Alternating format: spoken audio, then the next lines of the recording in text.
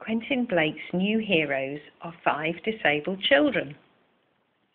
Famed illustrator and writer Sir Quentin Blake has given Access Online magazine an insight into the creation of his latest picture book, The 5 of Us. Depending on your age, chances are you've either grown up with Quentin Blake's scratchy, joyfully alive children's illustrations, or become well acquainted with them from bringing up children and grandchildren of your own.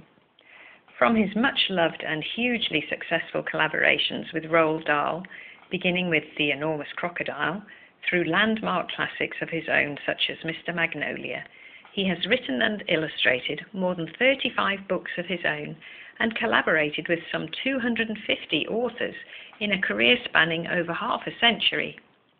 At the age of 82, he's still producing new work for adults and children, including a series of illustrated editions for the Folio Society and exploring avenues beyond books, producing numerous pictures for the walls of hospital wards and clinics in the UK and France over the past decade.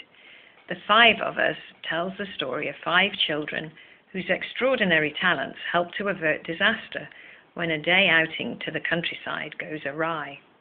Between the playfully concise language and the semi-scrawled images imbued with a sense of irrepressible movement and energy, it comes across as classic Blake. That said, Blake himself suggests that the finished product differs in some senses from the children's books he's become known for. It's got 5 heroes or leading characters, which I don't generally have, and in a fantasy sort of way, it's contemporary, he says.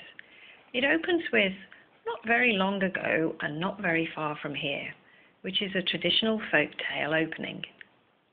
It's actually based on a folk tale about 5 friends, or brothers, or servants, each of whom can do something extraordinary that exists already. The book is also noteworthy for the fact that its main characters are disabled, an idea prompted in part by Blake's past involvement in an artistic project organised by Scope. They held an exhibition some years ago about the way children with disabilities were shown in books, and asked me to do some pictures, he remembers. That put it into my mind initially. I'd previously used children with disabilities as supporting characters, and then thought, why can't they be the main characters? How long did it take for the book to come together? I didn't spend a long time doing the roughs for it, and the words in the first instance, he says. I offered it to a publisher whose opinion I respect, but who turned it down. I had other things to get on with, so it just lay on one side for some time.